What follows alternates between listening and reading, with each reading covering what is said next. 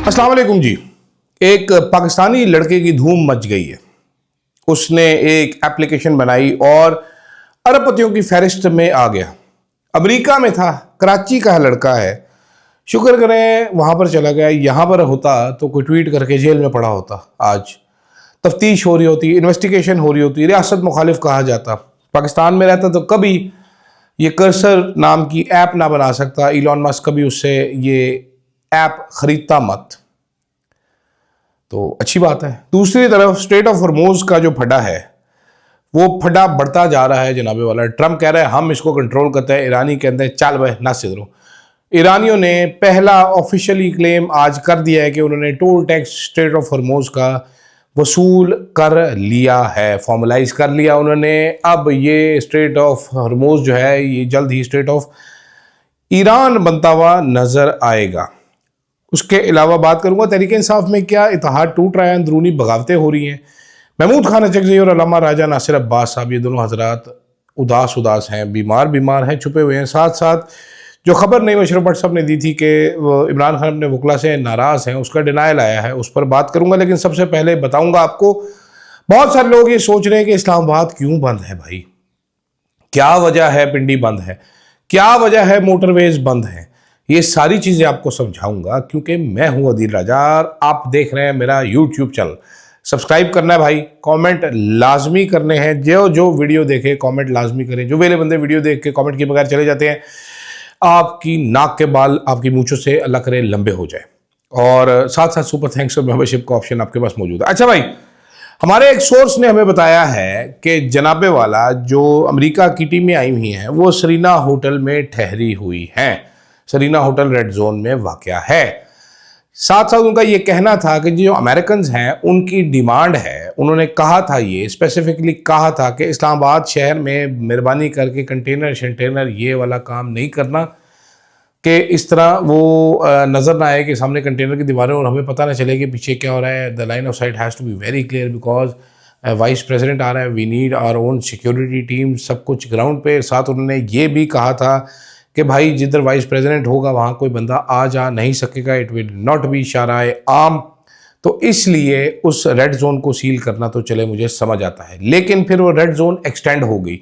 Extend होने के बाद वो पिंडी तक चली गई। क्या आपको मालूम है रावल रोड पर पेट्रोल पंप पिछले एक हफ्ते से बंद करवाए हुए हैं। अब बंदा पूछे अमरीकी जहाज तो आके बैठ चुके हैं, तो ये पेट्रोल पंप क्यों बंद है भाई?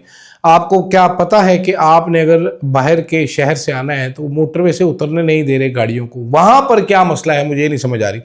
तो जनाब उन्होंने यही कहा, उन्होंने कहा जी वो अमरीकी बाबू ने कह दिया कि ये करना है, तो हमारे वालों ने कहा ये नहीं, ये भी सर आप कहें तो हम सब कुछ कर देते हैं। मैसेज क्या जा रहा है?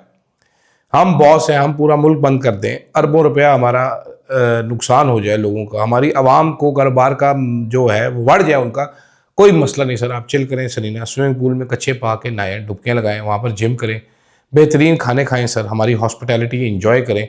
हम इंतज़ार करते हैं कि आपकी टीमें आती हैं या नहीं आती, जो अभी तक आती हुई नज़र नहीं आ रही, क्योंकि ट्रम्प अंकल ने आज उठते साथ ही नई कहानी छोड़ दी। उन्होंने कहा जनाबे वाला मैंने अपनी नेवी को हुक्म दे दिया है कि ईरान की जो छोटी कश्तियाँ हैं उन सारियों को डबो के रख दो, क्योंकि हमने ईरान के 150 बैरी जहाज़ डबो दिए हैं, वो समुद्र की तह में आराम कर रहे हैं। तो अब हम इनकी कश्तियों को तुन के रख देंगे, तबाह बर्बाद करके रख देंगे इन कश्तियों को। इससे क्या समझ आता है? सबसे पहली चीज़ जो इससे समझ आती है वो ये है कि जनाब जैसे ही ये किया जाएगा तो ईरान पहली गोली चलते ही कहेगा एक्ट ऑफ वॉर है, सीज़ फायर टूट गया है। उसके बाद कौन से मुज़ाकरात और कैसे मुज़ाकरात? वज़ीर आज़म पाकिस्तान अभी भी पुरुम्मीद है कि जी हमने मुज़ाकरात करने हैं, लेकिन अतातारड़ के उस ट्वीट के बाद जो उन्होंने किया था, very ill drafted bad English and targeting Iran tweet के बाद, ये मुझे अब मीडिएटर वाला रोल समझ नहीं आ रहा। बेसिकली स्मार्ट मूव ये होता है कि अतातारड़ साहब को जो काम नहीं आता वो ना करते, वो कोई आइन की किताब करके ये वाला साइन बना के दिखा देते, कोई लतीफ़ा कर देते, कोई अच्छा जी टाइप वीडियो बना लेते। ये मैसेज ट्वीट करने की ज़रूरत नहीं थी। आप पार्टिज़न बनना शुरू हो गए। एक तो आप दिखा रहे हैं कि आप पार्टिज़न है, दूसरा फैसिलिटेटर का क्या काम है? आपने जगह दे दी बस ठीक है। अगर मीडिएटर हैं तो come up with good options, क्या ख्याल है? तो अब एक दफ़ा फिर लूमिंग थ्रेट है, लेकिन ईरान ने डिफाई किया। ईरान ने कहा चल भाग जा, तेरा शूट एट साइट का ऑर्डर। अगलों ने टोल टैक्स वसूल करना शुरू कर दिया है और ये टोल टैक्स की कहानी जब चलेगी तो दूर तक जाएगी। अभी मैंने आपको उस लड़के की कहानी बतानी है। दूसरी तरफ खबरें आ रही थी भाईजान बहुत दिन से। आज भी एक साहब ने मुझे बताया, उन्होंने मुझे कहा कि भाई ये जो तहरीक इंसाफ से नाराज़ हैं आपके महमूद खान अचगज़ई साहब। मैंने कहा अरे वडी फूफो, वाई इज़ वडी फूफो एंग्री? उन्होंने कहा बस वो नाराज़ हैं, वो तो यहाँ तक हो गया था कि वो इस्तीफ़ा देना चाहते थे। मैंने कहा अच्छा, अल्लामा राजा नासिर अब्बास साहब का मुझे पता है, उनको ट्रोल किया गया तो वो सैड हो गए, वो भी इस्तीफ़ा देना चाहते थे। एक एहतजाज करना था महमूद खान अचगज़ई ने अभी तक 8 फरवरी वाला, किया नहीं आपने, गो स्लो कर दिया, सारे को दबा दिया। नाराज़ किस लिए होते? लोग तनकीद तो करेंगे भाई, एक सीट है आपकी, अलामा साहब की भी एक सीट है, आपको अगले ने इतना एतबार किया कि आपको लीडर ऑफ अपोजिशन बना दिया। पूरी ज़िंदगी आप अपनी सियासत में बन नहीं सकते थे, आप नाराज़ होकर बैठ के कोई काम करने का टाइम है? कमाल ही नहीं है यार। नाराज़ होना तो उसका बनता है कि यार मैंने तुम्हें अपनी पार्टी की कॉस्ट पे तुम्हें बनाया, हर इख्तियार मैंने तुम्हारे हवाले कर दिया, मैं जेल से कह रहा हूँ कि महमूद खान अचगज़ई फैसला करेगा, तू कर की रहा बाबा? आई रियली लाइक अचगज़ई साहब, आई रियली डू, लेकिन Baba ji what are you doing, that is the question. दूसरी तरफ नईम अशरफ भट्ट साहब ने एयरवे के माफ कीजिएगा, ये खंग नहीं जान छोड़ दी, फिर मैनू कहते हो खांसी वाला सुपर प्रोड्यूसर आ गया, हद तेरे दी। नईम अशरफ भट्ट साहब ने खबर दी है कि जी सलमान सफदर के हाथ पैगाम भेजे गए, वो वकला से बड़े नाराज हैं, खास तौर पे इंतजार हुसैन पंजोथा साहब, सलमान अकरम राजा साहब और हामिद खान साहब। हामिद खान साहब तो खान साहब का नाराज होना बनता भी है, लेकिन तहरीक इंसाफ वाले बार बार कह रहे हैं कि ये फेक न्यूज़ है, फेक न्यूज़ है, फेक न्यूज़ है, इसको डिलीट किया जाए। मेरी इत्तला के मुताबिक नाराज़गी कोई तो है, इमरान खान साहब की गुस्सा तो होगा। ऐसे इमरान खान को जो लोग जानते हैं, जिन्होंने देखा है इमरान खान को, उनको मालूम है कि गुस्सा तो होगा। खैर इस स्टेटमेंट से काफ़ी सारे लोगों ने फ़ायदा उठाया। तहरीक इंसाफ के कुछ लोग बातें कर रहे थे, मैंने ट्वीट भी किया एक नईम हैदर पंजोथा को, वो कह रहे थे खबरें लगवाई जाती हैं, आपकी पार्टी के अंदर से आई हैं खबरें। और मैं आपको ये भी बता देता हूँ कि बहुत सारे लोग कह रहे हैं अलीमा खान ने खबर लगाई है। मैं आपको ये भी बता देता हूँ कि अलीमा खान ने नहीं ये खबर लीक की, ये खबर एक और ने लीक की है। 2 बंदों पे शक जा सकता है आपका, अगर आप शक करना चाहते हैं, एक खातून और एक मर्द, बाकी आपकी मर्जी है। मैं किसी का नाम नहीं ले रहा क्योंकि आई एम नॉट अ शिकायती डडू। अच्छा जनाबे वाला साले आसिफ, ठीक है, साले आसिफ साहब, ये मैंने शुरू में करनी थी स्टोरी लेकिन मैं बहक गया। ठीक है, कराची का लड़का, कराची का लौंडा अरबपति बन गया भाई। ठीक है, कराची का लौंडा अरबपति बन चुका है, अमेरिका चला गया, अमेरिका में जाके काम किया। ठीक है, हम साले आसिफ को सेलिब्रेट करेंगे। कराची का लड़का मैथ ओलंपियाड स्टार था जिसने कर्सर एआई बनाया और स्पेस एक्स इसको $60 बिलियन में ख़रीदना चाहता है। लेकिन सवाल मेरा ये है कि आज अगर साले, क्या नाम है जी, साले आसिफ साहब अगर आज कराची में होते तो वो बिलियनर ना होते, वो एक वकील ढूंढ रहे होते, कोई मोइस जाफरी जैसा, कोई सलाउद्दीन जैसा, कोई सलमान अकरम राजा जैसा, बिकॉज उसने एक गलत ट्वीट कर दी होती कोई लोड शेडिंग के बारे में, कोई मोहसिन नकवी के बारे में, कोई किसी होली काऊ के बारे में, और वो वकील ढूंढ रहे होते हैं क्योंकि एफआईए ने उनके ऊपर पीका का एक केस ठोक दिया होता है, एनसीसीआईए ने, जिसने भी ठोकना होता है उस पर। और वैसे आपको बड़ी मज़ेदार बात बताऊँ, पैराडॉक्स इसमें, क्योंकि पैट्रियाटिक ट्रोल्स नहीं बनाएंगे, इनका को फाउंडर भी है एक, और वो इंडियन है एक। ठीक है, वैसे तो आज आपको पता खबरें भी चल रही थी, तो सैड ना हो जाए ना, इलॉन मस्क की डील हो रही है जनाब इसके ऊपर।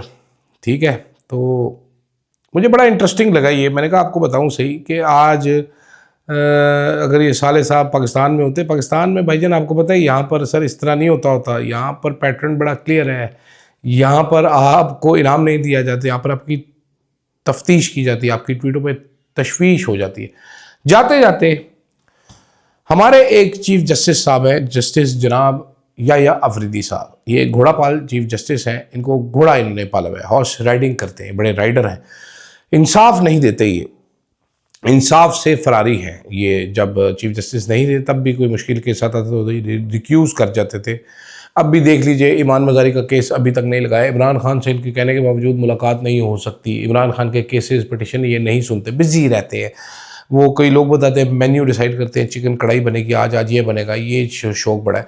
उन्होंने खत कट मारा है मैंने सबसे पहले आपका भाई, आपका दोस्त, आपका खादिम, वो बंदा था जिसने खबर दी थी, आप लोगों को बताया था किस जज को कहाँ ट्रांसफ़र करना है, और ये वो जज है जिन्होंने लेटर लिखा था एस्टैब्लिशमेंट की चीरा दस्तियों के खिलाफ, तो इनको सज़ा के तौर पे ट्रांसफ़र करना है।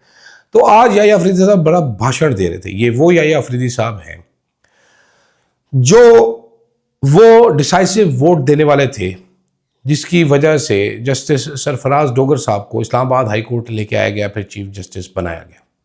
अब ये बैठ के गोंगलुओं से मट्टी झाड़ रहे, अब ये बैठ के जनाब काली कढ़ाई जो इन्होंने खुद काली की अपनी करतूतों से वो मल रहे हैं और साथ लोगों को दिखा रहे हैं कि यार मैं तो बड़ा देखो काला ये धोना चाहता हूँ। मैं आपको ये बताना चाहता हूँ कि जुडिशल कमीशन में नए कानून के मुताबिक हुकूमती लोगों की अक्सरियत है।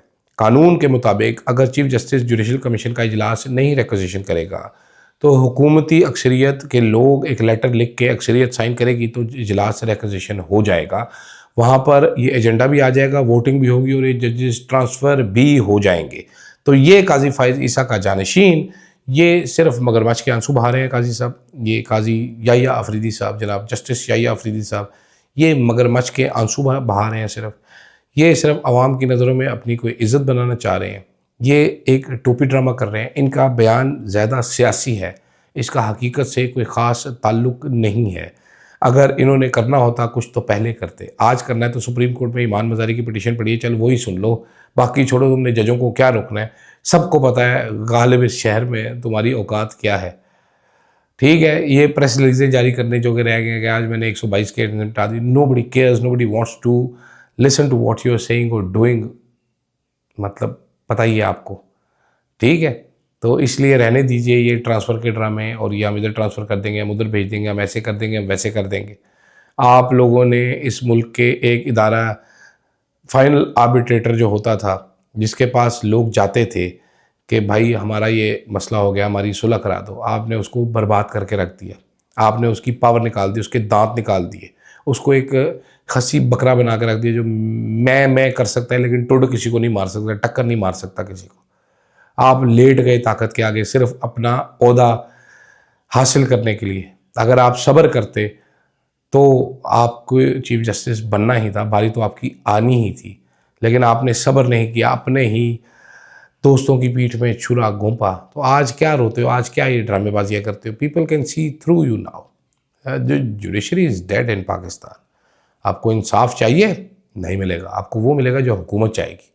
ये बेबस किस्म के जजेस हैं। तो enjoy your protocol mister Yahya Afridi, enjoy while it lasts. फिर आप भी काजी की तरह होलिया बदल के किधर फिर रहे हुआ करेंगे और जिस महफिल में जाएंगे लोग मुंह मोड़ लिया करेंगे। ये अंजाम होना है, बाकी बातें बाद में, क्योंकि ये ना हमेशा तो रहने वाली अल्लाह की ज़ात है। तेरे नाम अल्लाह दा, असी भी जिंदा रह गए थे, असी भी तक लांगे। मुझे दीजिएगा जनाब इजाज़त। फीडबैक आपने टका के देना है। अल्लाह हाफ़िज़।